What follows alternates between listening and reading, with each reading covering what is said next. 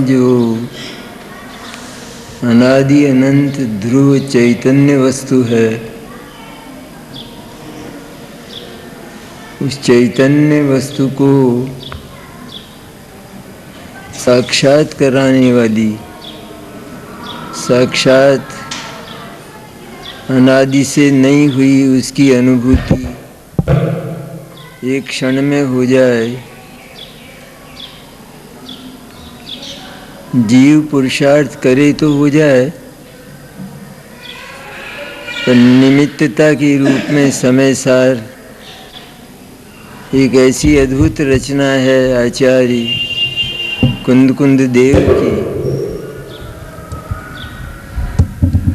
कि उससे यदि रुचि पूर्वक पढ़ा जाए, रुचि पूर्वक सुना जाए और सद्गुरु का उपदेश भी समय सार स्वरूप शुद्धात्मा का मिलता ही है। ऐसा उपदेश मिलने पर अंतर में पर्याय का मोह तोड़कर उस शुद्धात्मा की भीतर से उछलती हुई रुचि पैदा हो तो आत्मानुभूति हो ही हो, निश्चित हो, निश्चित ही उस आत्मा का जिसको ज्ञायक कहा है यहाँ पर, उस ज्ञायक आत्मा की अनुभूति और सम्यक दर्शन हो। ऐसी अद्भुत रचना आचार्य देव प्रातः स्मरणीय कुंद की है। छठी गाथा में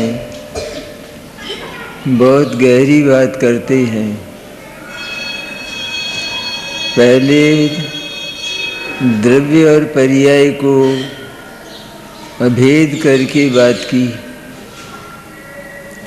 द्रव्य और पर्याय को एक में करके बात की। यद्यपि द्रव्य और पर्याय वे दो हिस्से हैं एक पदार्थ के और दोनों का स्वरूप न्यारा न्यारा है। न्यारा न्यारा होने पर भी एक ही पदार्थ के दो अवयव होने से वे अभेद भी हैं। इसलिए द्रव्य को पर्याय के साथ एक में करके और अनंत गुण और पर्याय में वो द्रव्य पसरा हुआ है। अनंत गुण और पर्याय रूप वो द्रव्य ही, वो समय ही, वो जीव तत्व ही परिणमित होता है। ऐसा आचार्य ने पहले कहा। उसका कारण था, वो बात श्रद्धा की नहीं, श्रद्धा का विषय नहीं। वो द्रव्य में पर्याय को मिलाकर जो कथन किया जाए, ऐसा जो प्रमाण का कथन है, वो श्रद्धा के लायक नहीं।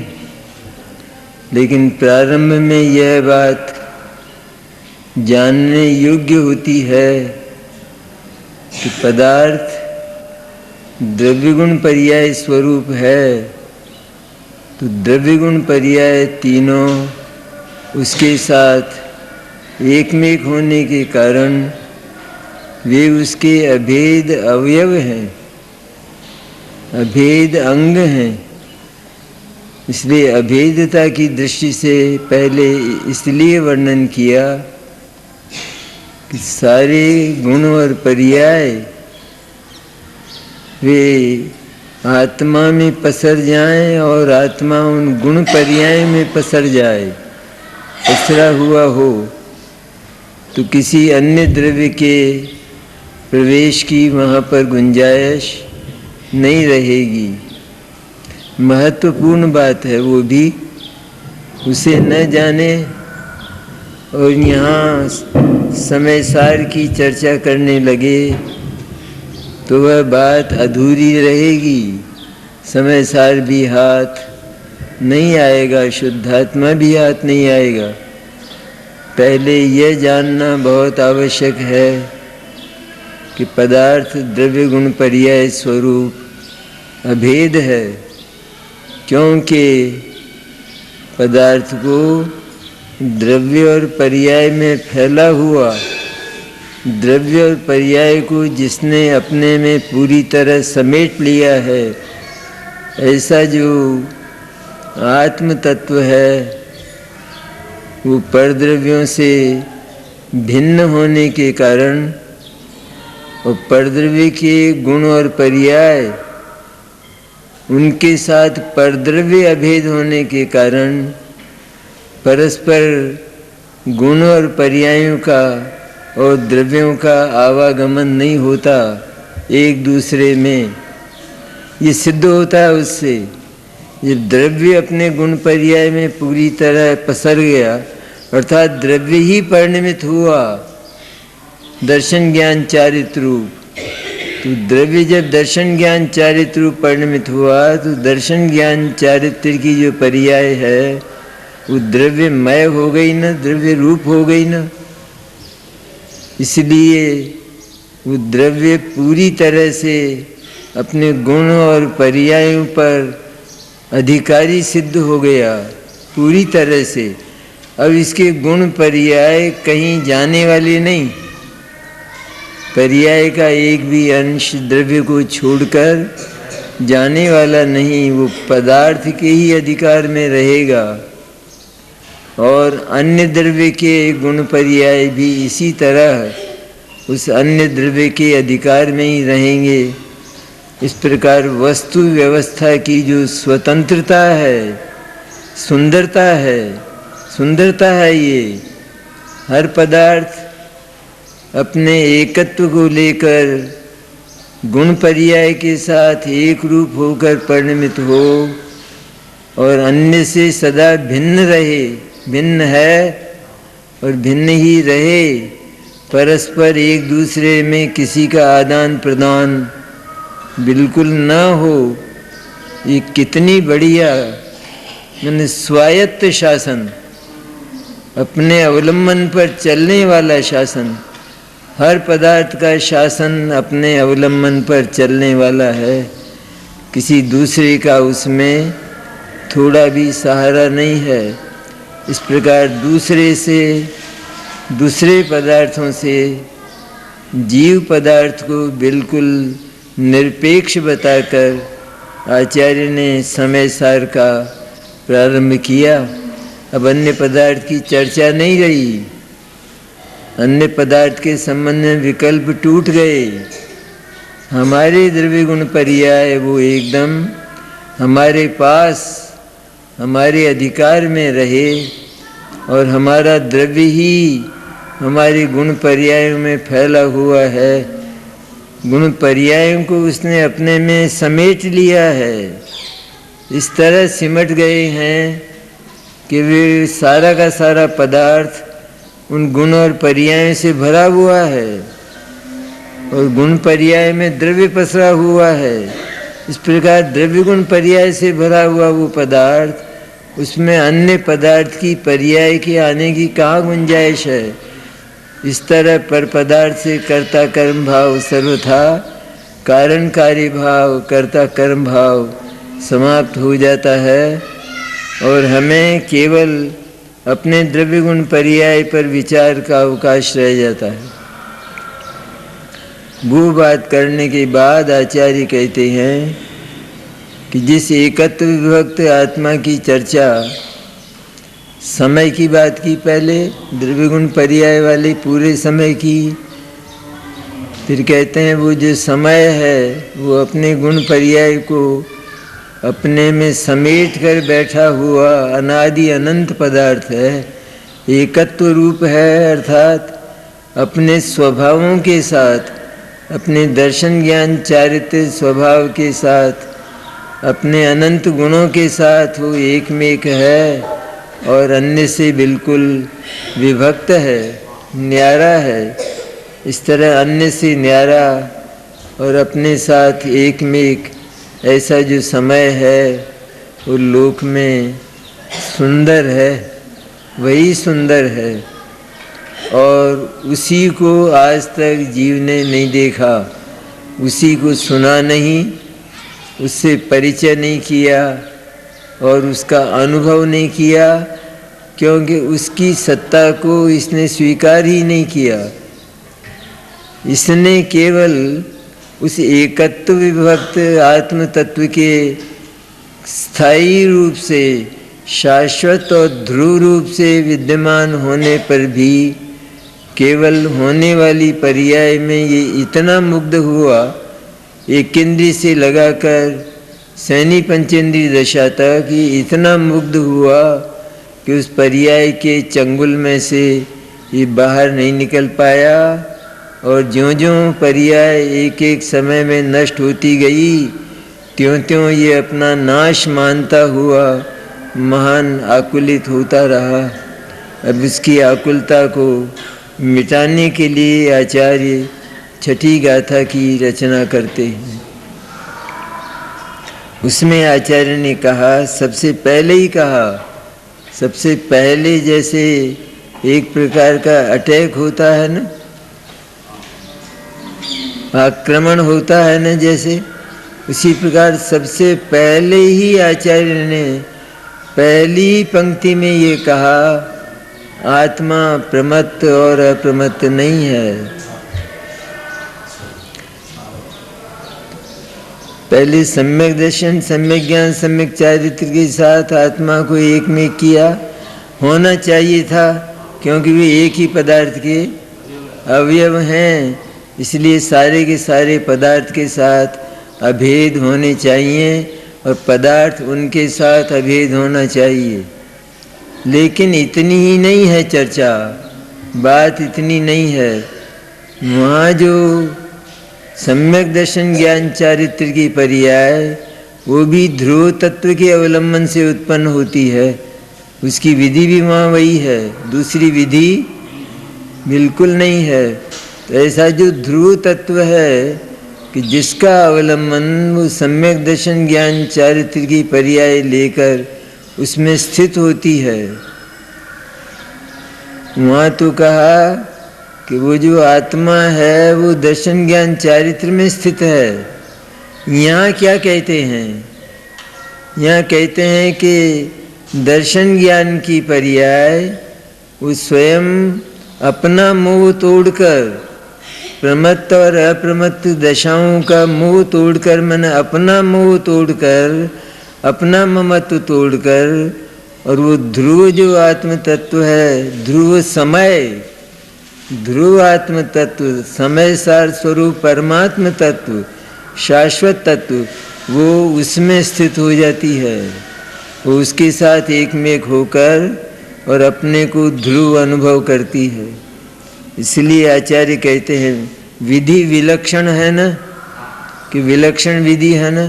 अरे द्रव्य गुण पर्याय स्वरूप पदार्थ में से जो पर्याय हैं, क्षणभंगुर पर्याय, उन क्षणभंगुर पर्याय को एक ओर करके उनको बिल्कुल भिन्न जानकर, उनको परद्रव्य जैसा जानकर, परद्रव्य मानकर, परद्रव्य ही मानकर, भिन्न मानकर एकमात्र मैं तो शाश्वत ध्रुव तत्व हूँ, क्योंकि जो पर्याय है वो क्षणभंगुर है, और क्षणभंगुर होने के कारण वे मुझे निभा नहीं सकती। जो क्षणभंगुर हो, जिसका जीवन ही एक समय का हो, जिसका जीवन लंबा नहीं हो, अनंत नहीं हो, पर एक समय का जिसका जीवन हो, वह यदि किसी दूसरे को साथ ले तो उसके साथ वो भी डूबेगा। इस तरह अपने आप को प्रमत्त और अप्रमत्त दशा रूप मानने वाला अनादि का अज्ञानी जीव, वह उस प्रमत्त और अप्रमत्त दशा का अवलंबन लेकर मैंने उसमें अहम करता हुआ मैं प्रमादी हूँ अथवा मैं अप्रमादी हूँ, मैं गृहस्थ हूँ अथवा मैं मुनि हूँ, इस प्रकार उन दशाओं में मुग्ध होकर और उन दशाओं जितना ही आत्मा को मानने वाला जो अज्ञानी है वो प्रति समय मृत्यु का अनुभव करता हुआ भीषण आकुलता का अनुभव करता है। ये स्वाभाविक बात है। ये एक 2 वर्ष का बालक हो और उस 2 वर्ष का बालक है तो हमारा होने पर भी यदि हम ये आशा करें कि क्योंकि ये हमारा है बालक इसलिए ये हमारे परिवार को कमाकर खिलावे, तो ये बात संभव नहीं है, क्योंकि उसका जीवन ऐसा नहीं है। इसी तरह पर्याय है द्रव्य की, तो द्रव्य की होने पर भी यहाँ तो बेलिहाज काम है, अर्थात पर्याय द्रव्य की होने पर भी उसका स्वरूप क्षणभंगुर ही है, वो अनित्य ही है। वो एक समय में चली ही जाती है और नई आ जाती है। इस तरह वो क्षणभंगुर होने के कारण वो ध्रुव द्रव्य को सहारा नहीं दे सकती, आत्मा को सहारा नहीं दे सकती। इसलिए उस पर्याय का मोह, पर्याय का ममत्व और पर्याय का अहम तोड़ने लायक है। ऐसा निश्चय करके आचार्य ने प्रारंभ में ही कहा, आत्मा प्रमत्त और अप्रमत्त नहीं है।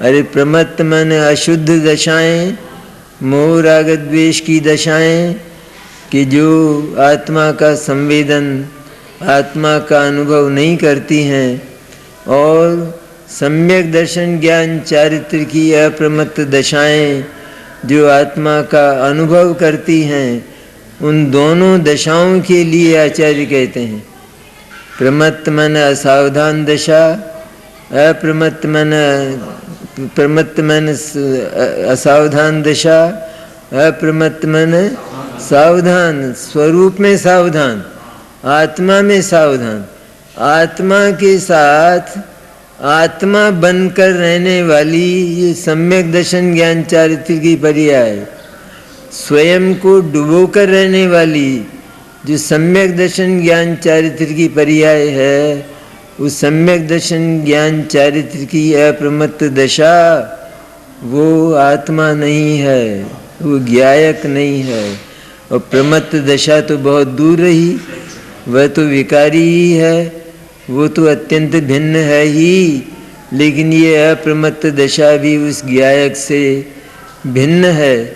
इस प्रकार जिसने जाना तो वह प्रमत्त और अप्रमत्त दशा का मोह तोड़कर, प्रमत्त और अप्रमत्त दशाएं अनादिकाल से चली आई, प्रमत्त दशा ही चली आई, अप्रमत्त दशा का तो जन्म भी नहीं हुआ। यहाँ तो आचार्यों कहते हैं कि जैसी क्षणभंगुर प्रमत्त दशा है, ऐसी ही क्षणभंगुर अप्रमत्त दशा है।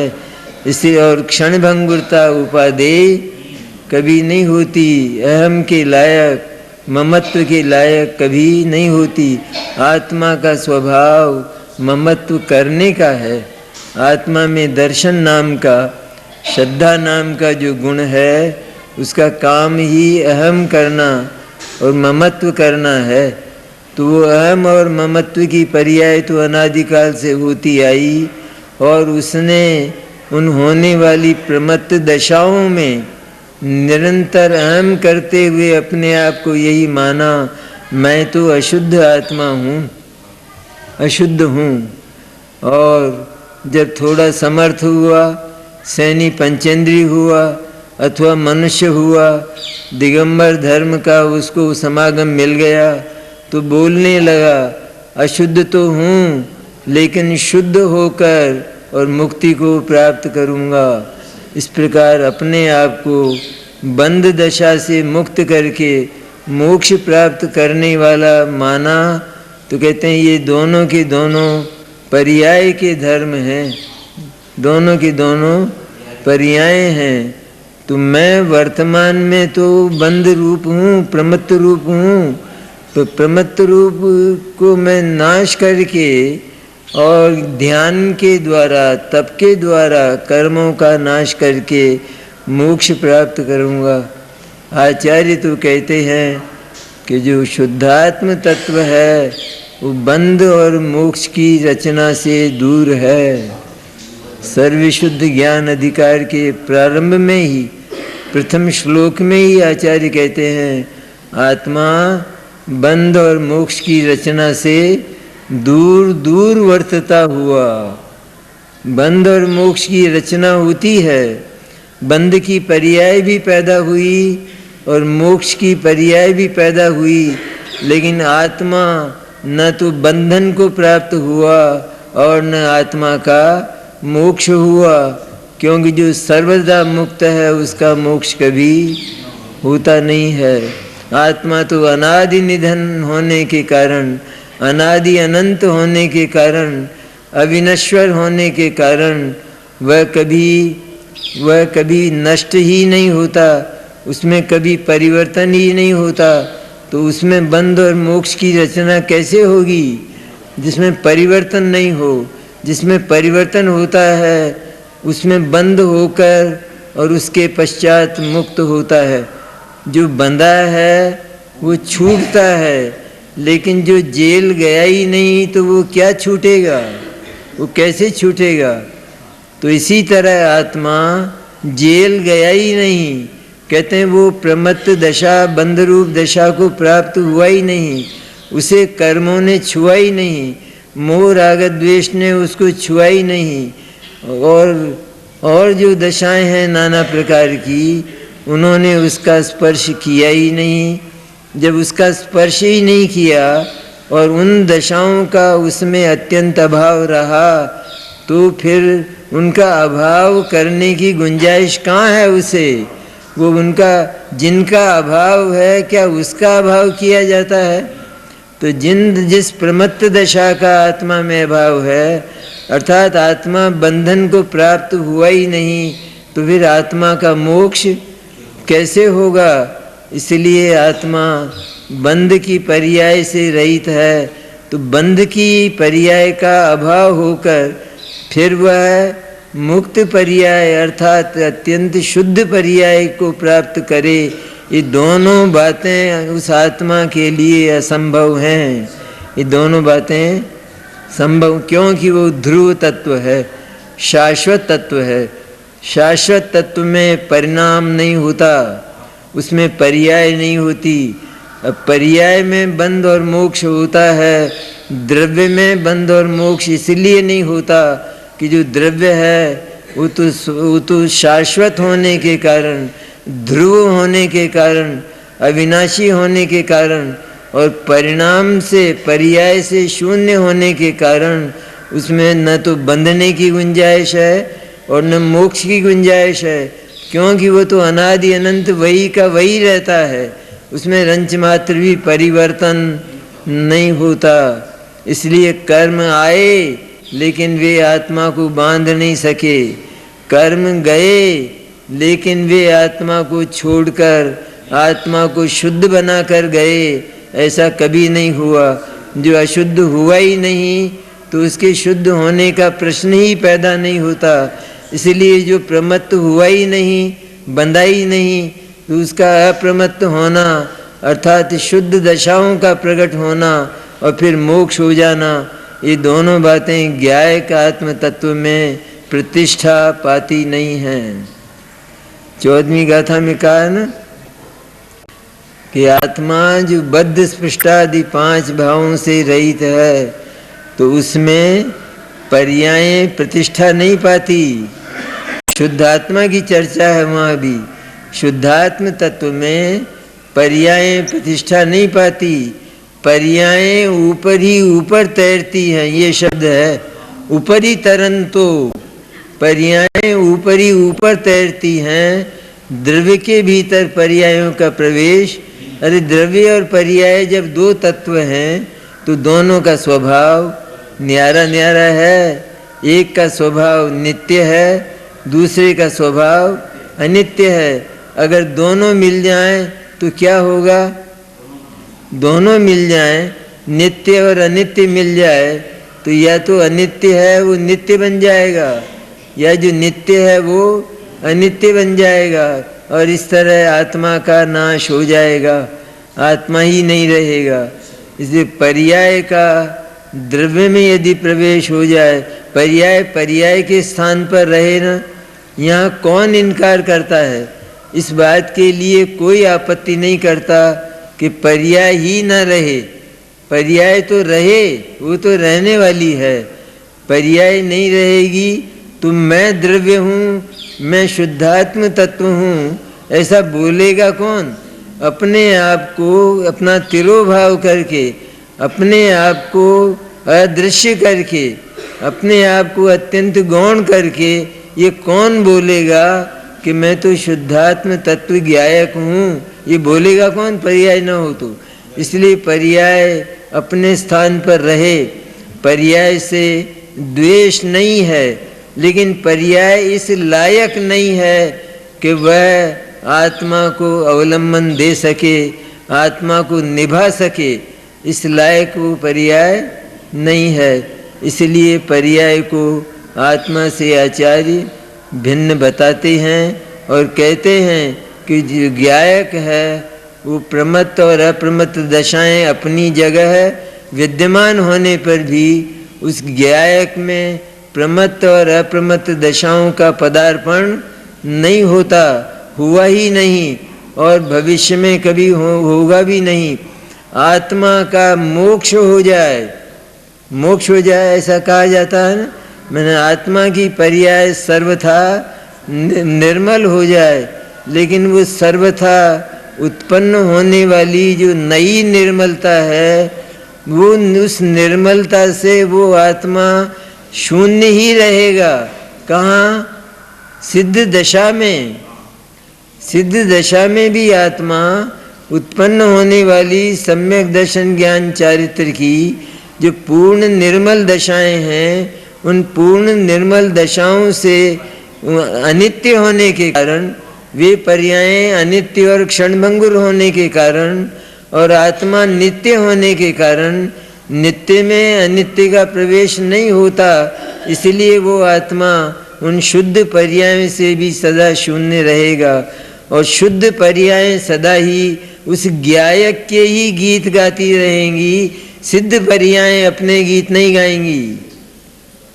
वो शुद्ध पर्यायें अपने गीत नहीं गाती, क्योंकि उनका धर्म क्या है? ज्ञायक। वो तो स्वयं यह भी नहीं बोलता कि मैं ज्ञायक हूँ, उसमें तो ऐसा भी नहीं बोलना है। ज्ञायक को तो, ज्ञायक तो अनबोला कृतकृत्य निष्क्रिय तत्व है। वो उसमें क्रिया नहीं होती, उसमें कोई कार्य नहीं होता, वो अकर्ता तत्व है, वो परिणाम शून्य तत्व है। परिणाम शून्य होने के कारण वो ज्ञायक यह भी नहीं बोलता है कि मैं शुद्धात्म तत्व हूँ, ऐसा नहीं बोलता है। तो फिर पर्याय का काम क्या रहा? पर्याय जो साथ रही, पदार्थ के साथ है जो पर्याय, उस पर्याय का काम क्या रहा? जब ज्ञायक बोलता ही नहीं है, अपना परिचय देता ही नहीं है, तो फिर ये काम कौन करेगा? कि उसके साथ रहने वाली जो पर्याय है, उसका काम यह है कि वो ज्ञायक का सच्चा परिचय दे। लेकिन सच्चा परिचय अलग रहकर न दे, पर ज्ञायक बनकर दे। ज्ञायक के साथ एकदम ज्ञायक बनकर और अपने आप को अदृश्य करके परिचय दे, तो ये अभेदता की पराकाष्ठा हुई। अभेद तो है ही आत्मा, आत्मा स्वरूप से तो अभेद है ही, लेकिन ये जो क्षणभंगुर पर्याय है, इस क्षणभंगुर पर्याय ने भी अपने आप को अभेद ज्ञायक, अभेद शुद्धात्म तत्व जाना और माना। और अभेद शुद्धात्म तत्व जानकर और मानकर ये बोली, मैं तो अभेद शुद्धात्म तत्व हूँ, शाश्वत तत्व हूँ, इस प्रकार बोली, तो वो पर्याय का तो एकदम पर्याय में पर्याय अदृश्य हो गई। क्या हुआ? जब वो बोली क्या, उसने अपने आप को माना क्या? कि उसने अपने आप को शाश्वत माना, ध्रुव माना। जब ध्रुव मान लिया उसने अपने आप को, तो जो अध्रुव हैं और शाश्वत नहीं हैं, क्षणभंगुर हैं, वे उस पर्याय से अन्य तत्व हो गए कि नहीं? परद्रव्य हो गए कि नहीं, इसलिए पर्याय स्वयं परद्रव्यवत हो गई। पर परद्रव्यवत होने पर भी उसका काम जो द्रव्य का परिचय देना है, उसका परिचय वो उसके साथ एक रूप होकर देती है। तो पर्याय द्रव्य बनकर द्रव्य बन नहीं जाती है, लेकिन पर्याय में ही ऐसा अनुभव होता है, मैं तो शाश्वत द्रव्य हूँ, मैं तो शाश्वत जीव तत्व हूँ, शाश्वत परमात्म तत्व हूँ। ऐसा जो अनुभव है, वो अनुभव वास्तव में सम्यक दर्शन कहलाता है। तब हम कहते हैं सम्यक दर्शन। अन्यथा सम्यक दर्शन में तो सम्यक दर्शन भी नहीं है, क्योंकि उसमें सर्वत्र ज्ञायक पसर गया है सब जगह। वो ज्ञायक की शुद्धात्मा ही उसमें पसर। उसने माना क्या अपने आप को? उसने अपनी काया किसकी बनी हुई मानी? पर्याय ने अपनी जो काया है, क्षणभंगुर काया, उस क्षणभंगुर काया को अब शाश्वत बना लिया। अब वो पर्याय अपने आप को शाश्वत ही बोलती है, यह नहीं बोलती कि मैं उत्पादव्यय वाली हूँ और मेरा मरण भी होता है, ऐसा नहीं बोलती। लेकिन वो उत्पादव्यय इसी तरह चलता रहता है। मैं तो त्रिकाल शाश्वत एक रूप ध्रुव चैतन्य हूँ। ये एक समय में अनुभूति हुई, दूसरे समय में भी यही अनुभूति, त्रिकाल एक रूप शाश्वत ध्रुव चैतन्य तत्व हूँ। तीसरे समय में भी यही अनुभूति। इस तरह परिणमन भी करती है, तो ध्रुव परिणमन करती है, ध्रुवत्व के अवलंबन से परिणमन करती है। इसलिए ध्रुवत्व के अवलंबन से परिणमन करती हुई क्षणिकत्व से सर्वथा भिन्न रहकर और आनंद का अनुभव करती है।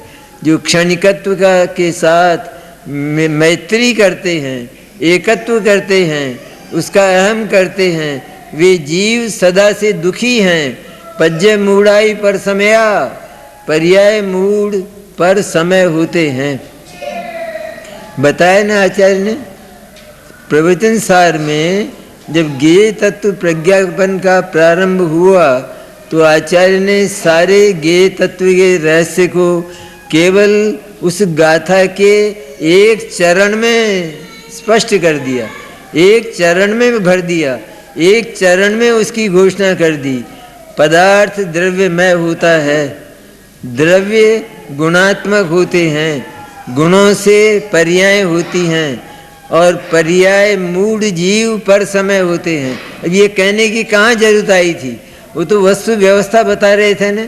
अरे लेकिन सारी ही वस्तु व्यवस्था को जानने का एकमात्र जो रहस्य है वो यह है कि उस सारे जगत से भिन्न होकर हम केवल उस पर समयता को, अर्थात पर को, मोह राग द्वेष के भावों को, जीव अजीव आदि पर तत्वों को, पुद्गल धर्म अधर्म आकाश काल को, इनको जो आत्मा मान रहे थे, इनसे अपने आत्मत्व को समेट कर अपनी ज्ञायक जो वास्तव में वास्तविक सत्ता स्वरूप आत्मा है, उस सत्ता स्वरूप आत्मा में उस आत्मत्व को स्थापित करें और स्वसमय बन जाएं। स्वसमय बन जाएं, ये भी कहने की बात, ये भी उसके सामने हल्की बात। मैं तो ज्ञायक हूँ, इसके सामने वो बात हल्की है, लेकिन ये बात समझने के लिए तो अवश्य आती है ना। फिर क्या हुआ? कहते हैं वो पर्याय जो है उस स्वसमय अर्थात सम्यक दर्शन ज्ञान चारित्र वाली बन गई। इस तरह से वो वस्तु व्यवस्था को जानने का फल क्या? क्या फल? इस सारे कोटा नगर को हमने जाना, इसमें इतने लाख घर हैं, इसमें इतने लाख आदमी बसते हैं, इस तरह सारा जाना, उसमें एक हमारा भी घर है। ये जानने का मतलब क्या? इसका प्रयोजन क्या? इसका प्रयोजन ये कि मेरा तो केवल एक ही बंगला है और जगत के जो बंगले हैं वे तिलतुष मात्र भी मेरे नहीं हैं। ऐसा जानकर अपने बंगले को अपना मानकर ये मैं हूँ, ये मेरा है, इस तरह उसमें आदमी प्रवेश करता है और वो भद्र पुरुष सदाचारी कहलाता है। इसी तरह यहाँ सदाचारी पुरुष वो कि जो परद्रव्यों से तो नाता तोड़े ही, विकारी पर्यायों से तो नाता तोड़े ही, लेकिन क्षणभंगुर पर्याय स्वयं अपने आप से अपना संबंध तोड़कर और अपने आप को गौण करके, अदृश्य करके और अदृश्य करती हुई केवल जो दृश्य है, ध्रुव तत्व जो दृश्य है, जो उपलब्ध करने योग्य है, क्योंकि ध्रुव है वो, जो ध्रुव है वो सदा एक रूप और एक जगह रहता है, एक स्वरूप रहता है उसका, और वही का वही रहता है, इसलिए वह उपलब्ध हो सकता है। इसलिए क्षणभंगुर पर्याय ध्रुव तत्व बनकर और अपने आप को ध्रुव के रूप में उपलब्ध करे, तो ये सार है सारी वस्तु व्यवस्था का, सारी वस्तु व्यवस्था को जान। इसलिए आचार्य ने, इसलिए भगवान तीर्थंकर ने 6 द्रव्यों का वर्णन किया कि जीव का ममत्व 6 द्रव्यों में पड़ा है। उन 6 द्रव्यों से छूटकर उसका जो ममत्व है, उसका जो अहम है, वो उसके स्वद्रव्य में, उसकी स्वसत्ता में उसका अहम आवे, और अहम इस तरह आवे कि ये स्वद्रव्य ही मैं हूँ, ये स्वतत्व ही मैं हूँ, ये परम तत्व ही मैं हूँ, ये परम परमात्मा द्रव्य ही मैं हूँ। ऐसा जो अहम आवे तो वो अहम सम्यक दर्शन कहलाता है, और वो वास्तविक परिणाम है, वो सदाचार का परिणाम है। अरे अपनी सत्ता में अहम करे, कौन करे?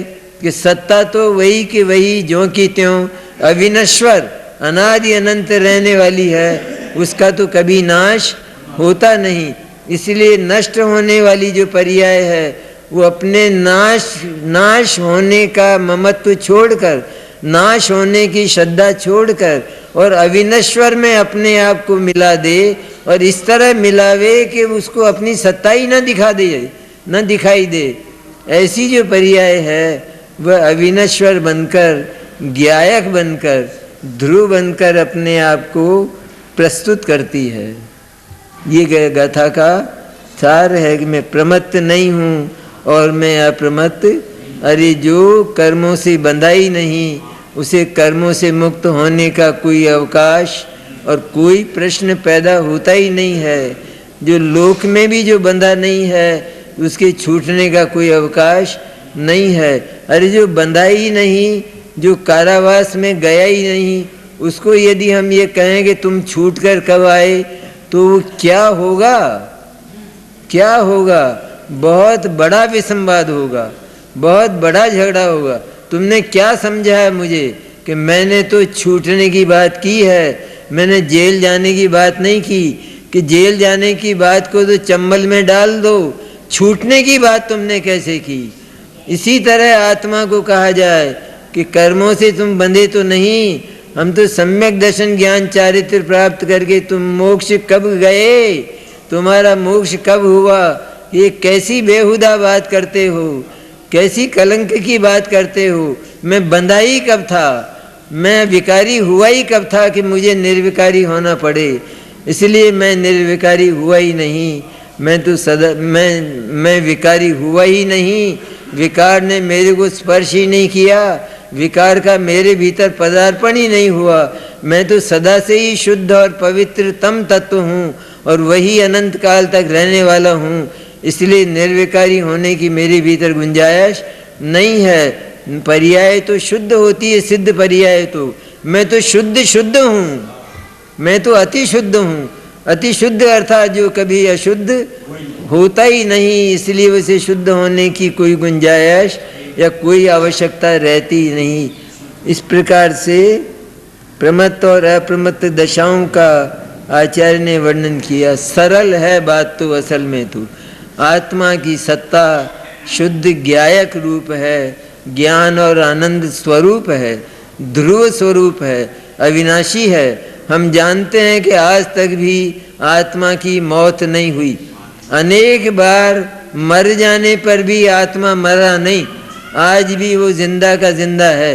जिसको मरना था, पर्याय को जाना था, पर्याय को मिटना था, मनुष्य पर्याय को मिटना था और देव पर्याय आनी थी तो वो आ गई, लेकिन दोनों में आत्मा तो वही का वही रहा।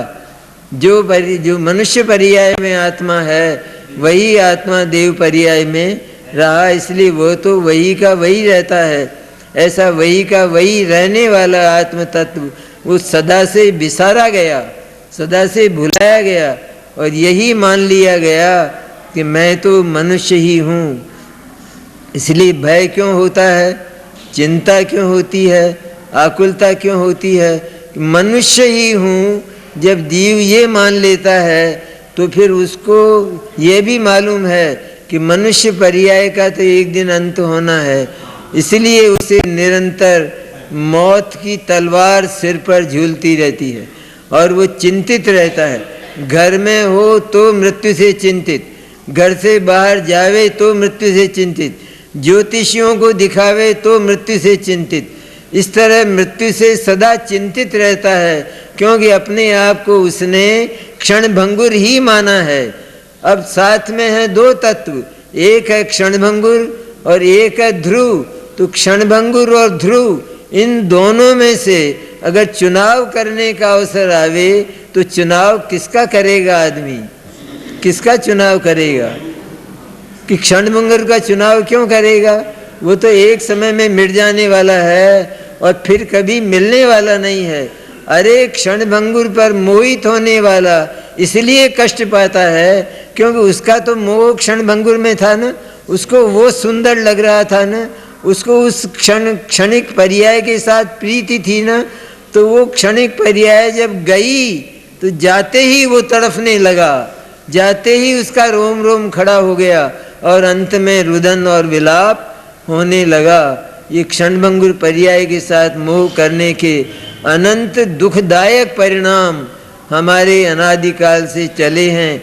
उनका अंत करने के लिए आचार्य ने छठी गाथा का प्रारंभ किया है।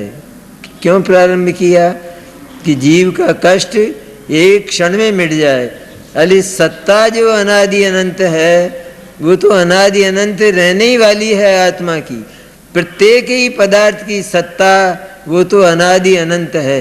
अचेतन पदार्थ भी सारे ऐसे ही हैं और उनकी सत्ता भी अनादि अनंत। कभी नाश हुए?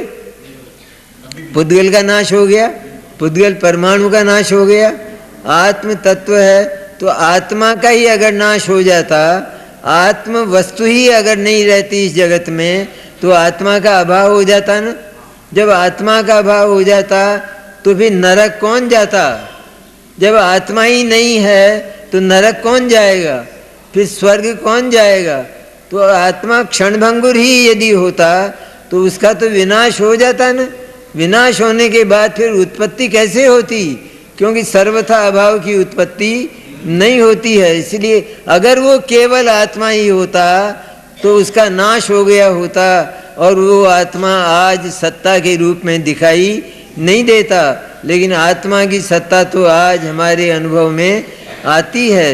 तो लेकिन उस अनुभव में आने वाली सत्ता को निश्चय से मैं ऐसा ही हूँ, ऐसी दृढ़ता से संकल्पबद्ध होकर मैं तो अजर और अमर अविनाशी तत्व हूँ, ऐसा जिसने नहीं माना तो वो निरंतर क्षणभंगुर पर्याय में व्यस्त होकर, उन्हीं में रमणशील होकर, अरे मैं मनुष्य हूँ लेकिन एक दिन मर जाएंगे। सबके मुंह से ही निकलता है, एक दिन मर जाएंगे। लेकिन किसी के मुंह से ये निकलता हुआ देखा? किसी के मुंह से ये बात निकली? अरे एक दिन मरना है, वो मर जाएंगे, किसी तरह मर जाएंगे, लेकिन मैं मरने वाला हूँ ही नहीं, मैं तो मौत मुझे आती ही नहीं है। इस तरह जो सम्यक दर्शन आत्मा को अजर और अमर देखकर स्वयं अजरता और अमरता का अनुभव करता हुआ ज्ञायक बन जाता है, उस सम्यक दर्शन की ये चर्चा है, उसकी गाथा है ये। कैसे सम्यक दर्शन और आत्मानुभूति हो, ऐसी सुंदर गाथा है। तो सत्ता तो सदा रहती है, तो सत्ता सदा ज्यों की त्यों रहकर, क्योंकि वो ध्रुव है और ध्रुव में परिणाम पर्याय नहीं होती है। पर्याय हुए बिना बोला नहीं जा सकता। बोलती कौन है? पर्याय बोलती है। ये जो सारा शरीर है ये तो ज्यों का त्यों वैसे वही का वही है ना, मनुष्यत्व तो। लेकिन बोलती कौन है इसमें? चलने वाली जीव, चलने वाली जीव बोलती है कि मैं मनुष्य हूँ। इस तरह पर्याय बोलती है। तो जो ध्रुव तत्व है वो बोलता नहीं, वो तो वही का वही अनबोला रहता है। इसलिए पर्याय का धर्म हुआ ये कि वो वस्तु का सही परिचय दे। वो वस्तु का गलत परिचय देती है और वो स्वयं आत्मा बन जाती है। वो स्वयं आत्मा बनकर अपने आप को इतना ही मानकर, अपने आप को क्षणिक ही मानकर, मनुष्य, तिर्यंच, देव और नारकी ही मानकर कहती है, अरे मैं तो नारकी हूँ। अरे नरक में भी अगर जीव को यह बोध हो जाए कि मैं नारकी नहीं, मैं तो शाश्वत चैतन्य तत्व हूँ, तो उसको वहीं उस शाश्वतिक चैतन्य तत्व का अनुभव होते हुए वो वहाँ भी सुखी हो जाता है, निराकुल हो जाता है, अतीन्द्रिय आनंद का अनुभव करता है। और होती क्या है दशा? मैं तो शाश्वत ज्ञायक तत्व हूँ, ये नारकी बोलता है।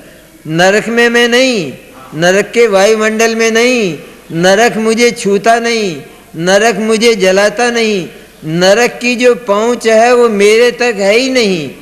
नरक का मैंने नरक का कभी स्पर्श नहीं किया, मैं नरक गया ही नहीं, क्योंकि नरक पर्याय को कभी मैंने भोगा ही नहीं। ऐसा तो आत्मा का स्वरूप ही है कि वो नरक पर्याय को कभी भोगता नहीं है, क्योंकि वो तो पवित्र है, वो तो निर्मल और ध्रुव है, इसलिए नरक पर्याय को नहीं भोगता है। लेकिन पर्याय में ये पागलपन आ गया है, ज्ञान और दर्शन की पर्याय में ये पागलपन आया, और उस पागलपन के कारण वो माना करती, अरे मैं तो नरक में आ गया, मैं तो जल रहा हूँ, मर रहा हूँ, मेरे टुकड़े हो रहे हैं, ऐसा मानता हुआ आकुलित होता है।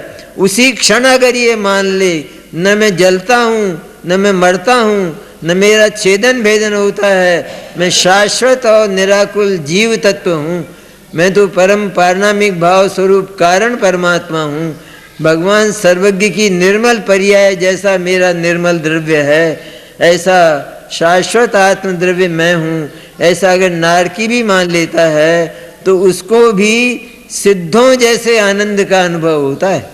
जैसे आनंद का भगवान सिद्ध अनुभव करते हैं, ऐसे आनंद का अनुभव वो नारकी भी करता है। ऐसे आनंद को उत्पन्न करने वाली ये छठी गाथा है। समय हो गया, आगे बात करें।